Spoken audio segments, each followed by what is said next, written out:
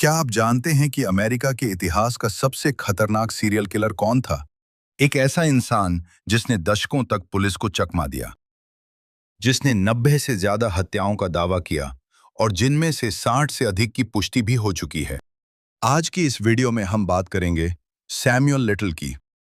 लेकिन ये सिर्फ एक अपराध की कहानी नहीं है। ये कहानी है सिस्टम की कमियों की और उन बेगुनाह महिलाओं की जिन्हें न्याय मिलने में सालों लग गए। सैमुअल लिटिल का जन्म 7 जून 1940 को हुआ था। उसका बचपन काफी कठिन था। वो अक्सर कानून से टकराता रहता था।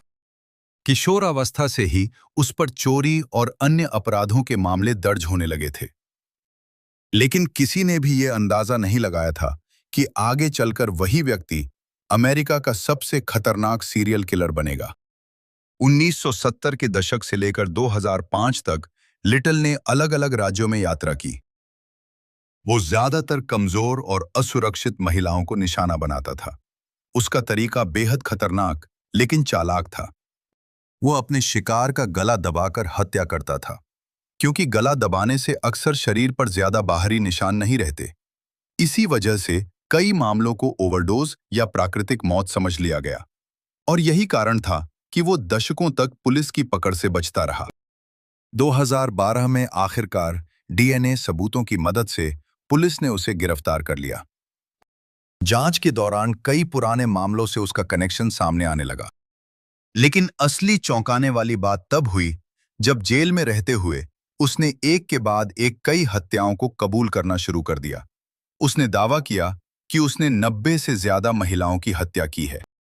जेल में रहते हुए सैमुअल लिटिल ने अपनी कई पीड़ितों के चित्र बनाए। ये चित्र बाद में जांच एजेंसियों द्वारा जारी किए गए ताकि उनकी पहचान हो सके। कई परिवारों को सालों बाद ये पता चला कि उनके अपनों के साथ क्या हुआ था। यह एक दर्दनाक लेकिन जरूरी सच था। अमेरिकी जांच एजेंसी FBI ने 60 से अधिक हत्याओं की पुष्टि की। इस तरह सैमुअल लिटिल को अमेरिका का सबसे ज्यादा पुष्टि किया गया सीरियल किलर माना गया।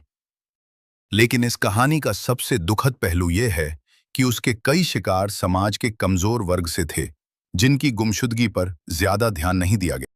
ये केस सिर्फ एक अपराधी की कहानी नहीं है।